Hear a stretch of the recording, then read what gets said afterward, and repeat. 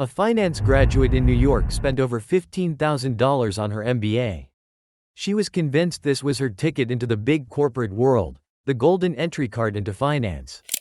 But here's the brutal twist: when she finally received her job offer, her salary package was lower than her friend who had pursued ACCA, spending less than $3,000 in total. That's not just a surprising detail, it's a blunt truth about the way the finance world really works today.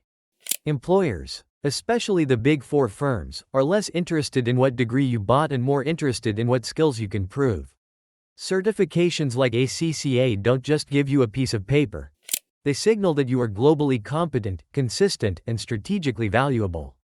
So here's the real question you need to ask yourself: is ACCA really the smartest pathway to building a global career in finance, or is it just another hype machine that exam centers and tutors are selling to desperate students? In the next few minutes, I'm not going to sugarcoat anything.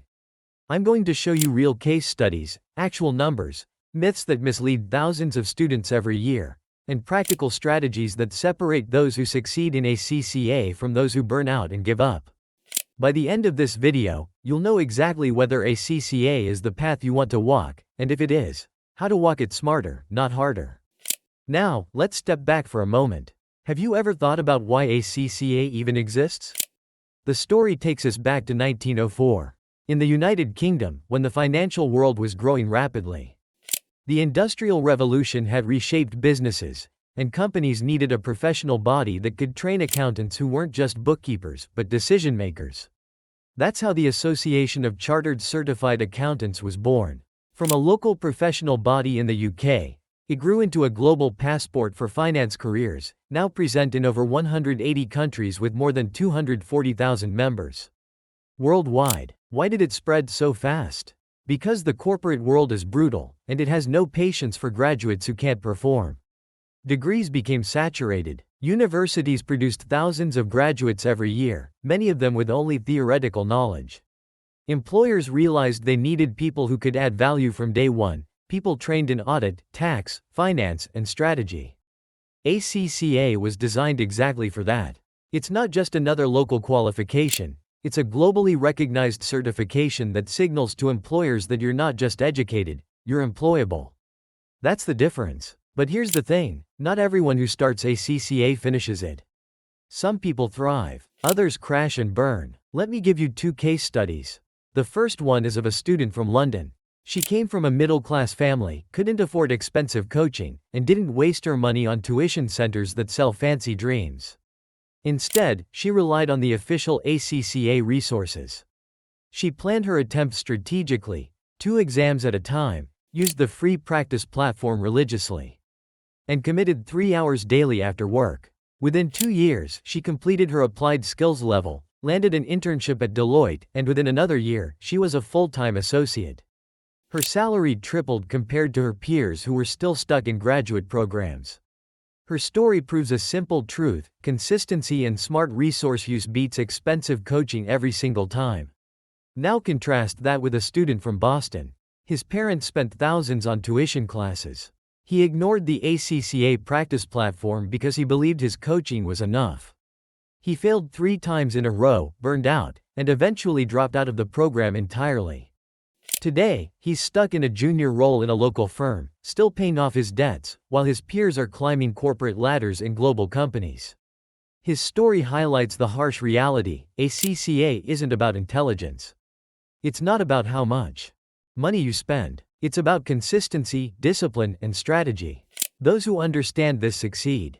Those who don't, fail. And this brings us to the pathway of ACCA itself. Think of it as a 3-level journey. The first stage is applied knowledge. Here, you're learning the basics: financial accounting, management accounting, and business technology. This stage prepares you for entry-level roles, the kind where you get your foot in the door in finance teams. Then comes applied skills. Now we're talking about audit, tax, corporate law, financial reporting, financial management, the tools that turn you into an analyst, an auditor, or even a tax consultant. These are the skills employers look for when they hire for mid-level positions. Finally, you reach strategic professional. This is the level that trains you to think like a leader. Strategic business leader, strategic business reporting, and your chosen options push you into the territory of consultants, CFOs, and Big Four associates. It's the level where you stop being a number cruncher and start becoming a strategist.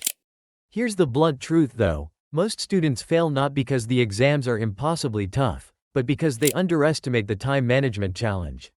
Balancing work and study is the hardest part of ACCA. I've seen students in Dubai who were working full-time in audit firms, coming home at midnight, and still dedicating 2 hours to their study schedule every single day. That's what it takes. The syllabus is vast, yes, but with consistency and planning, it is absolutely doable. Those who take it casually often end up retaking papers and wasting both time and money. So what's the global career value of ACCA really like? Let's talk numbers. ACCA members are present in all of the Big Four firms, PwC, Deloitte, EY, KPMG, across the world. They're also in Fortune 500 companies like Microsoft, Amazon, and Coca-Cola. Governments hire them, startups hire them, even NGOs look for ACCA qualified professionals. In the UK, fresh ACCA graduates can expect salaries ranging from £30,000 to £40,000 per year. In the US, entry-level roles for ACCA often start at $50,000 to $60,000, with senior professionals earning six figures. Here's an interesting comparison. A US CPA holder and an ACCA holder apply for the same international role. Who has the edge? The CPA is respected, no doubt, but it's restricted mainly to the US market. ACCA, on the other hand, signals international mobility. Employers in Europe, Asia, the Middle East, and Africa recognize it. In an increasingly global economy, that edge makes all the difference. Now let's address the myths, because there's a lot of nonsense out there. Some people will tell you that ACCA is easier than CPA. That's not true. The two are different. CPA is heavily US focused, while ACCA has a broader global focus. Both require serious commitment, but calling one easier than the other is misleading. Another myth? That you need expensive coaching to pass ACCA. Completely false. ACCA provides free resources, a study hub, past papers, mock exams, even free webinars. If you use them consistently, you can pass without spending thousands on coaching.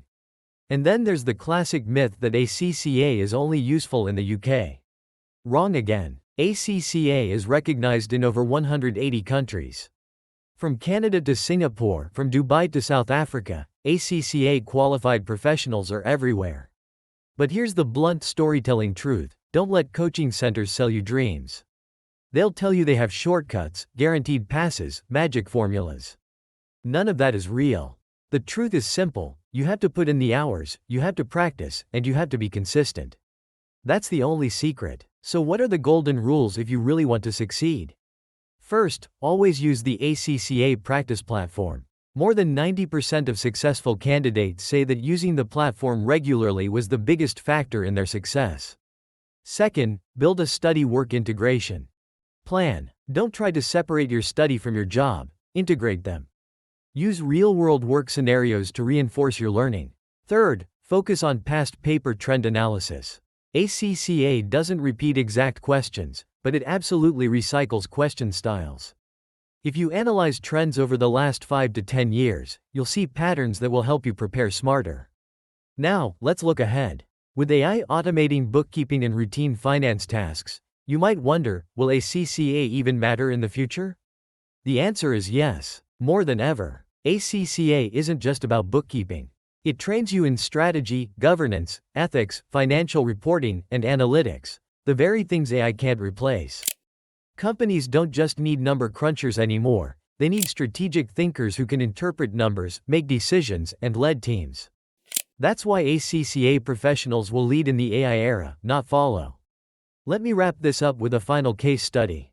Remember the London student I told you about at the start? She's now a senior consultant at PwC, earning six figures, traveling internationally, and leading teams on high-profile projects. Her friend from Boston, the one who ignored the practice platform and dropped out. He's still stuck in a junior role, barely making ends meet, paying off debt from tuition fees that gave him nothing. Two students, same exam, completely different outcomes. The path is there. The tools are free. The only question left is, are you willing to commit? Because if you are, then ACCA isn't just another exam. It's your global passport to a career that can take you anywhere in the world. And if you're serious about ACCA, subscribe to Education Bench. Because here, we don't just teach ACCA. We give you the strategy to beat it.